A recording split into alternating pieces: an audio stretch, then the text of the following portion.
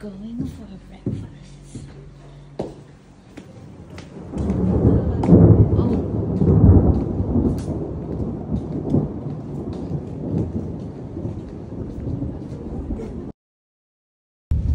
Second day to Georgia, kahit umuulan, go pa rin tayo dyan sa tour.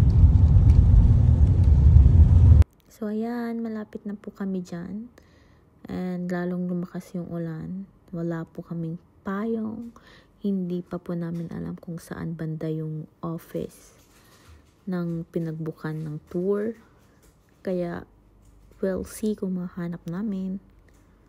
Tapos eto, malapit na kami. Share ko lang. Binaba po kami sa gilid habang umuulan. So, hanggang dun lang kasi yung map nung nag-book kami. Kaya, dun lang din kami sa gilid binaba. Buti na lang mayroon kaming isang payong. So, ayan. Hanapin natin from this area yung sa location ng office. Pero after some time naman, tumigil naman yung ulan. So, eto yung surroundings niya.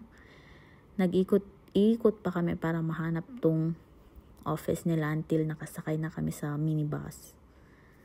So, yan na nga. Dito na kami sa loob. Let's go, guys. Ito pala yung photo ng old Tbilisi. Surroundings lang din yan. And on the way na tayo papunta sa Kazbegi. Let's go. Intayon.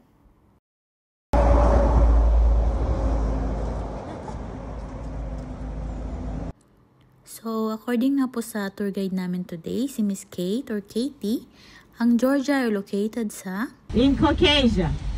Caucasia located between Asia and Europe on border.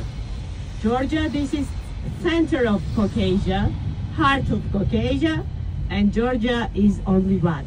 It's not state of USA, it's country of Georgia. You know it. Yes.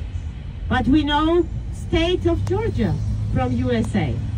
At naniniwala nga rin pala sila na kapag umuulan daw sa Georgia or sa Tbilisi, part ng Tbilisi, at pumunta kayo sa Kazbeg, tapos uminit, ibig sabihin kayong bumisita ay mabubuting tao.